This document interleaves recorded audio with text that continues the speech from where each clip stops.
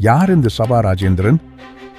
1961 கடலூர் மாவட்டம், ஒரு சாதாரண கிராமம்.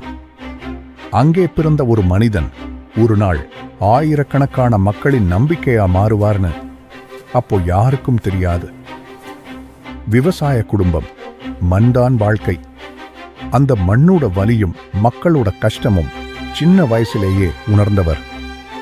கல்விதான் மாற்றத்துக்கு வழி என்று நம்பி படித்து ஒரு பட்டதாரி, பின்னர் ஒரு இன்ஜினியர். ஆனா அவரோட பயணம் அங்கேயே முடியல. சமூக நீதி, மக்கள் உரிமை, அந்த எண்ணங்கள் அவரை அரசியலுக்கு கொண்டு வந்தது. திராவிட முன்னேற்றக் கழகம் ஒரு சாதாரண உறுப்பினராக ஆரம்பித்து பன்ருட்டி ஒன்றிய செயலாளராக உயர்ந்து மக்கள் சேவையில் முழுமையாக இறங்கினார். 2006 முதல் முறையாக மக்கள் அவரை சட்டமன்ற உறுப்பினராக தேர்ந்தெடுத்தார்கள். 2011 ஒரு தோல்வி. ஆனா அது அவரை உடைக்கல, அது அவரை இன்னும் வலிமையாக்கியது. 2016 நெய்வேலி, மீண்டும் வெற்றி.